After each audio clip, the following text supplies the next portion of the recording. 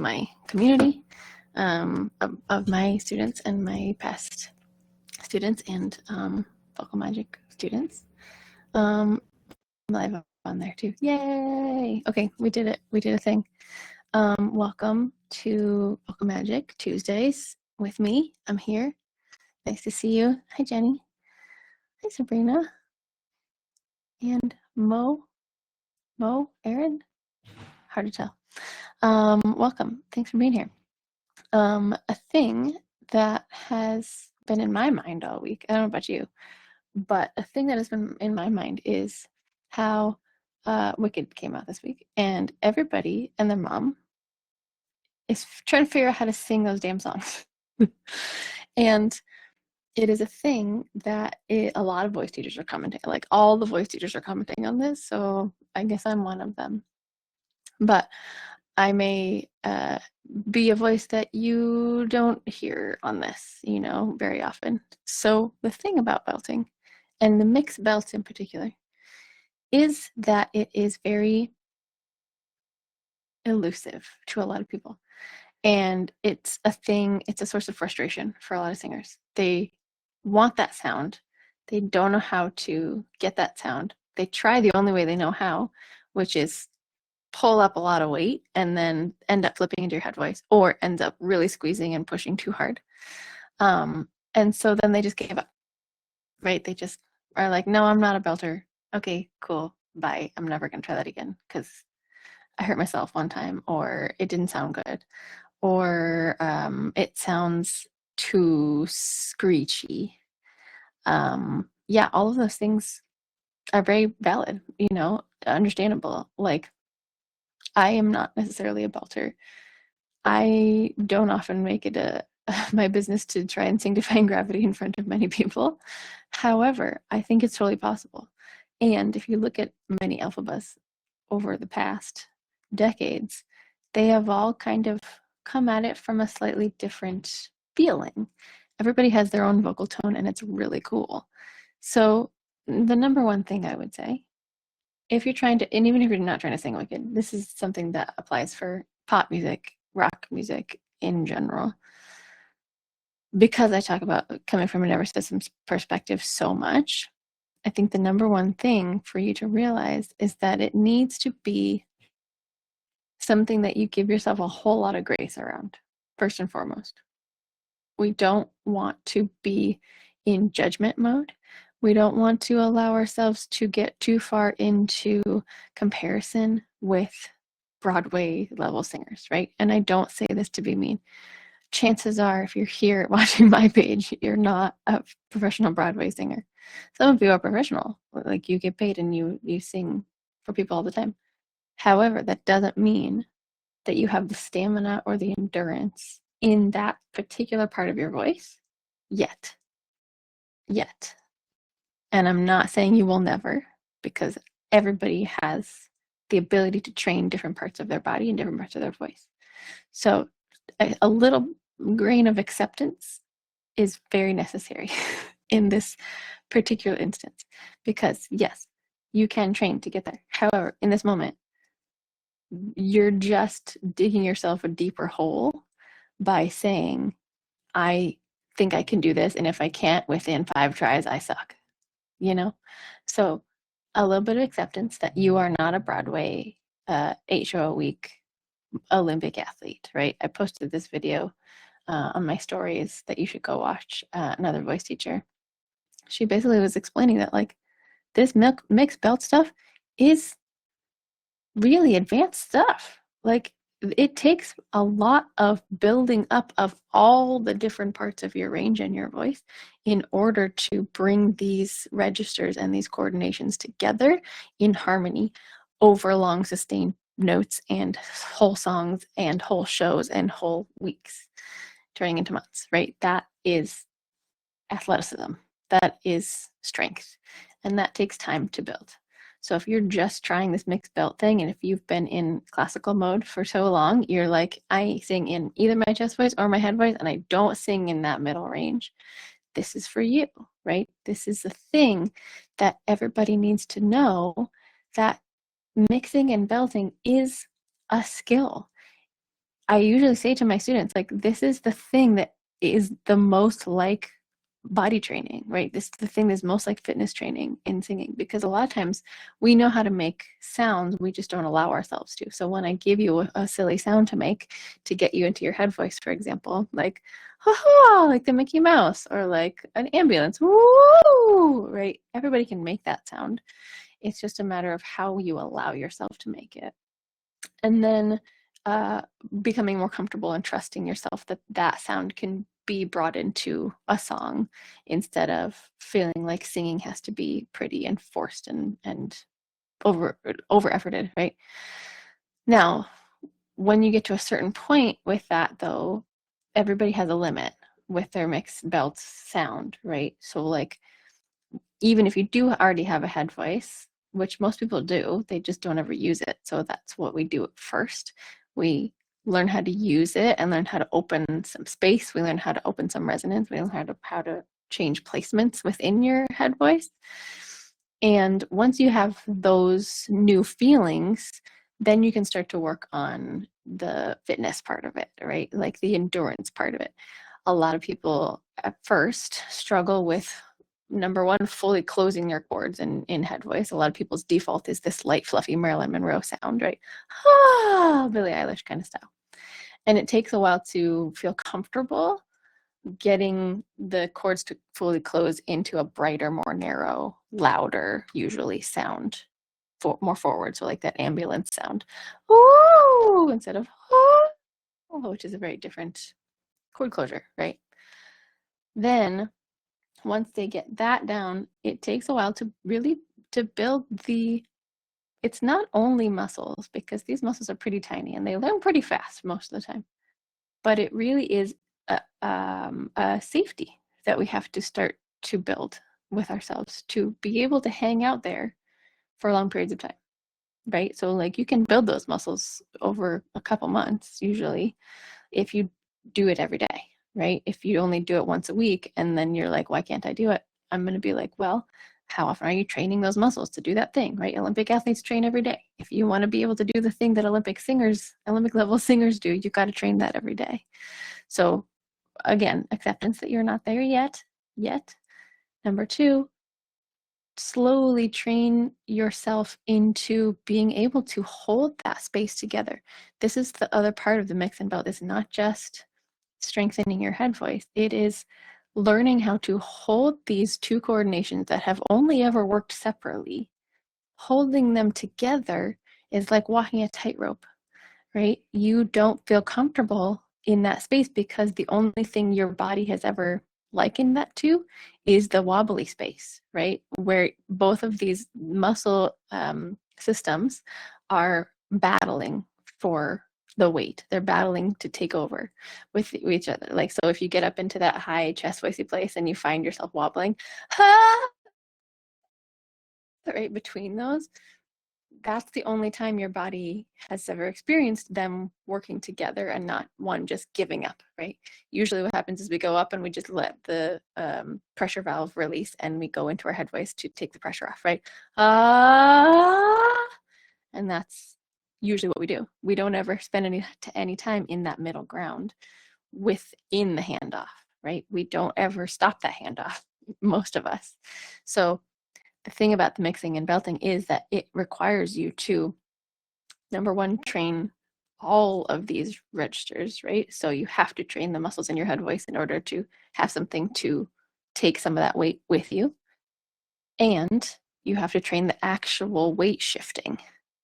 And that means hanging out in this gross middle ground, limbo feeling, tightrope walking kind of vulnerable place, which is where the wobble happens.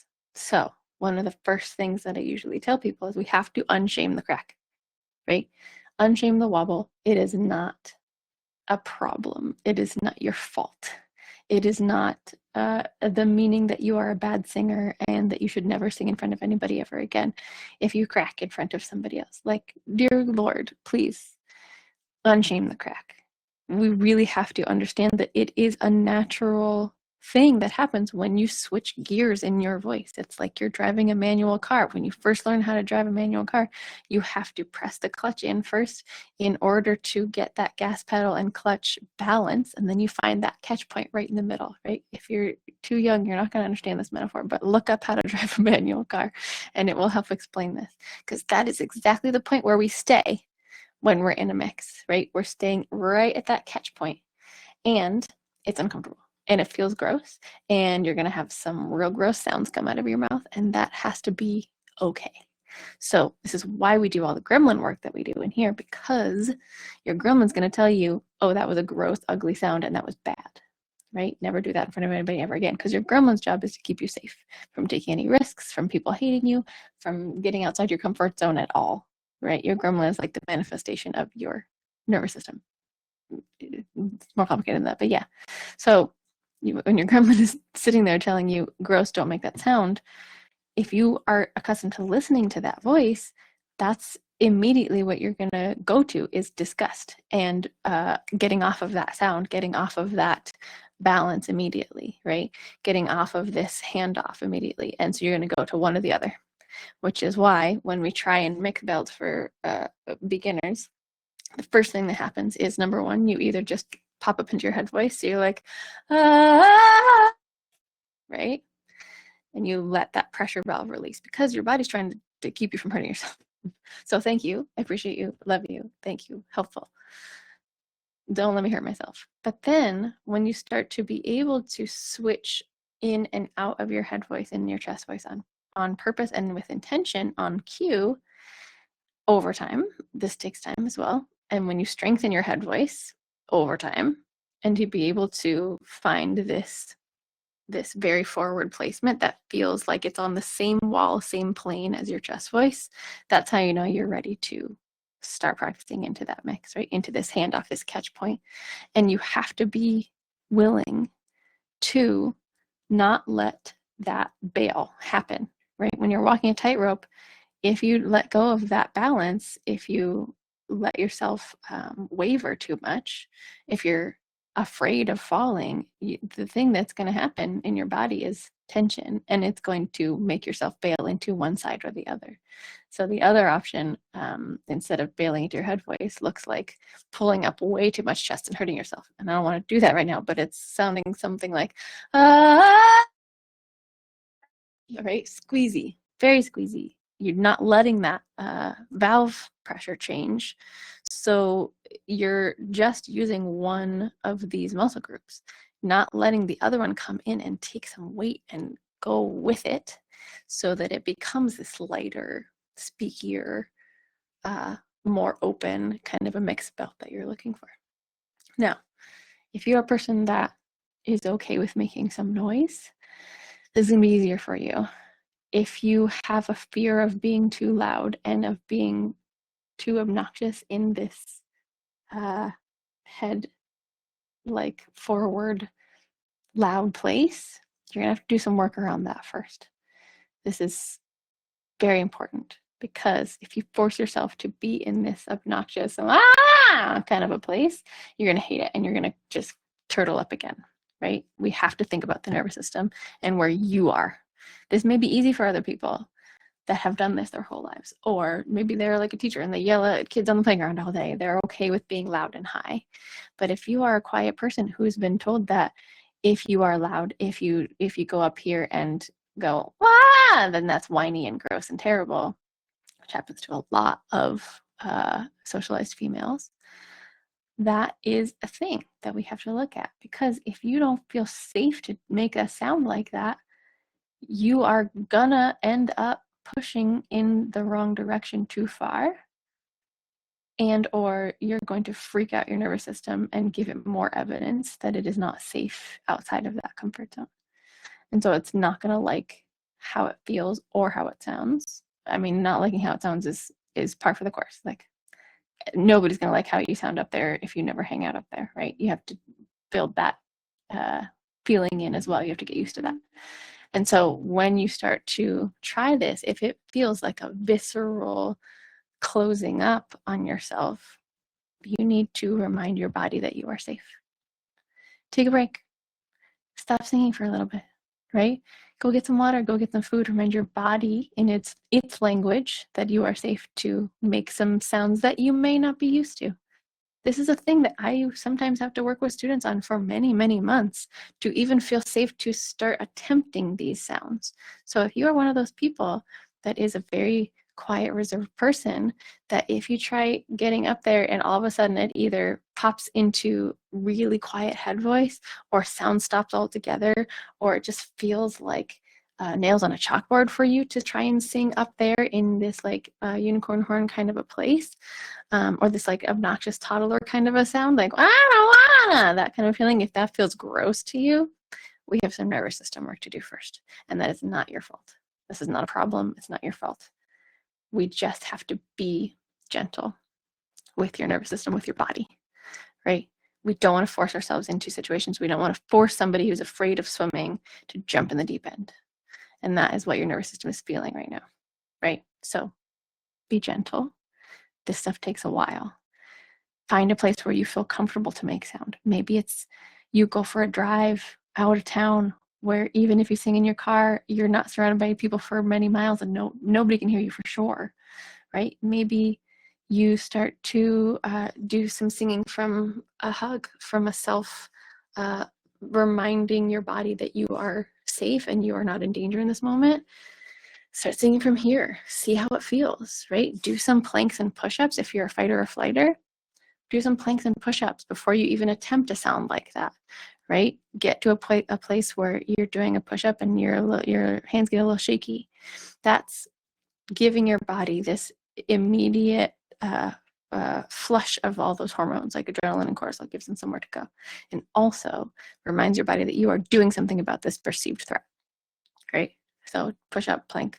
Something's happening, muscles are engaging. I am pushing the threat away. And then see if you feel those atoms kind of settle within yourself.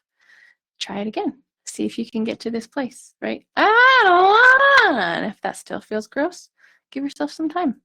This is going to take some time. It's like reminding a little child that it is safe to go a little deeper in the pool, right? If they're not into it, you don't force them. So give yourself lots of grace around this, right? If you're not one of those people who have a problem with making some obnoxious sounds, if you do this, if you're you hang out with kids all day, you make weird noises, you're an actor, you are okay with projecting, you're like, you don't have a problem, you have a SpongeBob impression in your back pocket and you do this all the time, like it's not going to feel as scary for you. So we're going to lean more into that. And as you do that, we're going to play with space. And this limbo feeling, we're going to hold on to that instead of letting that immediate bail function go, happen, like execute every time you try it. We're going to try and hold on to this wobble. That is the hardest part of this work. You're holding on to this wobble and you're building muscle as you do it. So again, this takes time, but hang out in your wobble, hang out and let those weird sounds come out, right? It has to be that way. Otherwise, you are just training the bail function every time you try and sing up there, right? You're bailing into one or the other and not both. This is a whole new way of living. This is like if you lived in a one-story house your whole life and all you did was just walk on flat land. Now all of a sudden, you're trying to walk upstairs and it feels like you're using muscles in your body that you've never used before, right? You're trying to coordinate your legs and your abs and your balance at the same time that you've never really had to do in that way. So this belty, mixy place that so many of us are trying to access right now and getting frustrated with, it takes time to build muscle and to build the ability to use these coordinations together and to let them be besties instead of just hand over the weight to one person than the other, right? I liken this a lot to, like, if you're just lifting this huge like weight, like a barbell, and it's too heavy for you, a friend comes along and lifts the other side, all of a sudden it feels a lot easier, right? This is what's happening. You're taking that weight from your chest voice and you're letting your head voice muscle come in and help you lift that. up higher and higher. And so it's not just chest voice or head voice anymore. Now it is a mix. It literally is both together. So it takes some time to get that coordination, to be able to hold that space for both to work together without just freaking out and bailing into your comfort zone, which is one or the other. But you can do it. Just give yourself some space, give yourself some time, give yourself a little bit of practice every day. And I promise you it will happen if you don't give up on it. And if you're willing to sit in the muck and make some weird ass sounds for a while. So yeah, that's that. This goes for anybody, singer-songwriters who are trying to, bring their choruses up and make it more exciting. Pop singers who are trying to get that like Kelly Clarkson, Pink, Adele kind of a sound up higher with all that power, right? It doesn't feel the same as your normal chest voice. It feels different. So let it feel different. Let it feel uncomfortable. Let it feel weird and vulnerable and like you're walking on a tightrope. Let it feel like you're about to crack at any second. Let that feeling in.